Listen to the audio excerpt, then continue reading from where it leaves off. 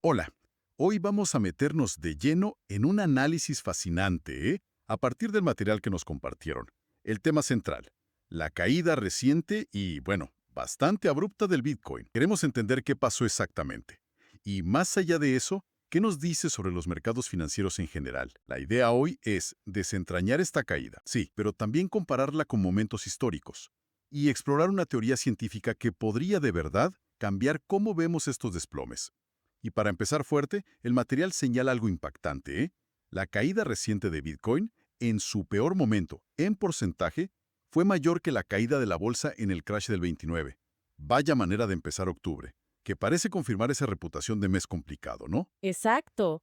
Fue una caída del 15.4% desde su máximo histórico, en apenas unos días. Y si lo comparas, como dices, con el Dow Jones en el 29, que cayó un 12.8% en el famoso martes negro, pues sí es un dato que genera conmoción, sobre todo entre los entusiastas de las criptomonedas, claro.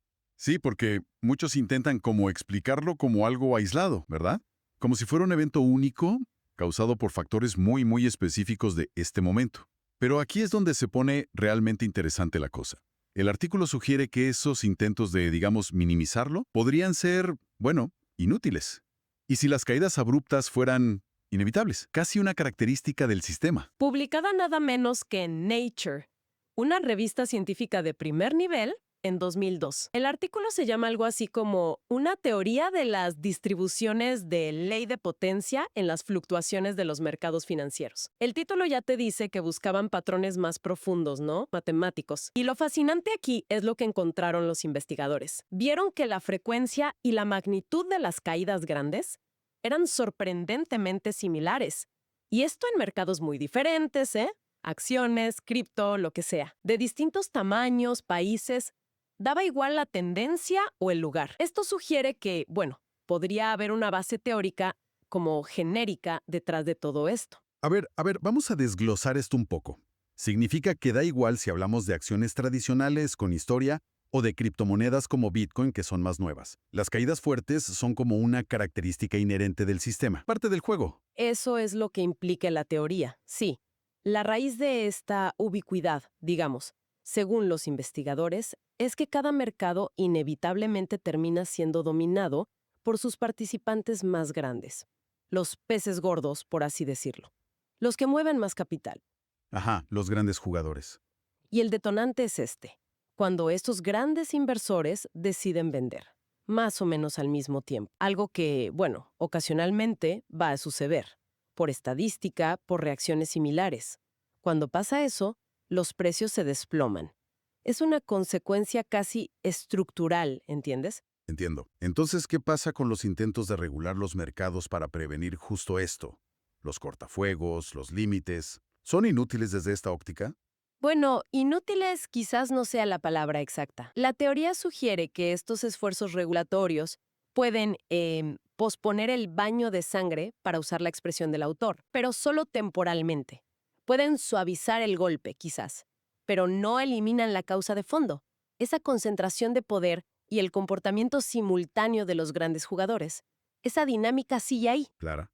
Es como tratar el síntoma, pero no la enfermedad subyacente. Y esta teoría nos da una perspectiva nueva, muy útil, para analizar las explicaciones que andan circulando sobre la caída de Bitcoin ahora. El artículo menciona algunas narrativas que usan los entusiastas, quizás para evitar enfrentar esta idea de la inevitabilidad, ¿no?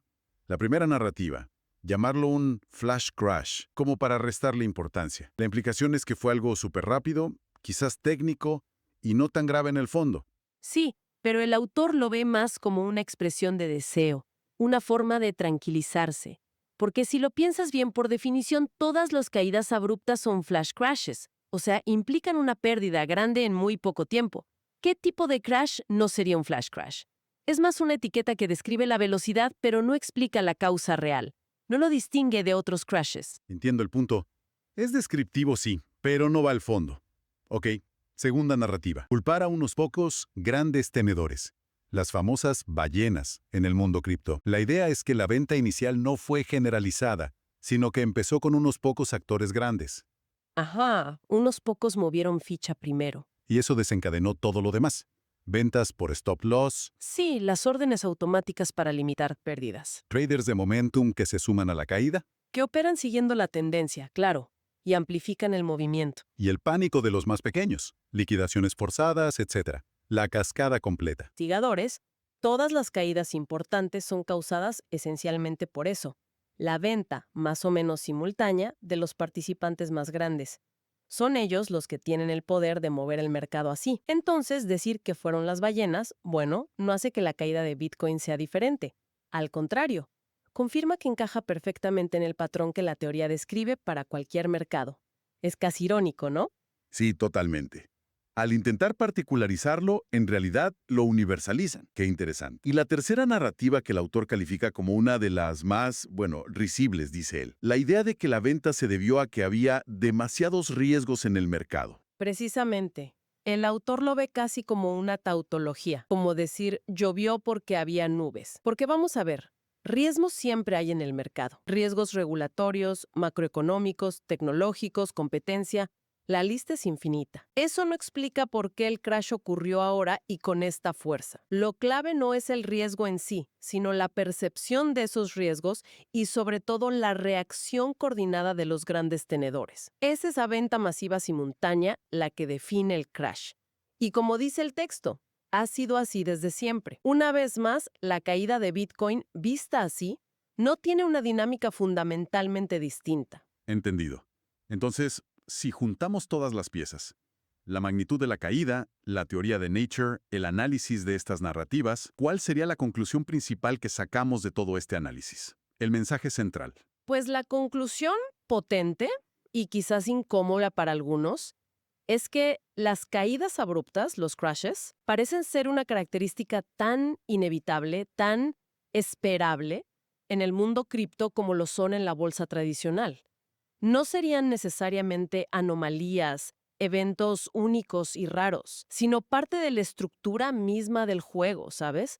Ligadas a la influencia y al comportamiento agregado de los grandes participantes. Y eso cambia un poco la forma de ver las cosas para cualquiera que esté en los mercados, ¿no? Claro, Inversores, analistas, quizás, en lugar de buscar solo la causa específica de cada caída, como si fuera un misterio a resolver, sería más útil reconocer esta tendencia estructural, esta volatilidad inherente, cayó esta vez, sino qué condiciones permiten que estas caídas ocurran periódicamente. Y la teoría apunta a la concentración de poder y a la posibilidad de ventas sincronizadas de los grandes.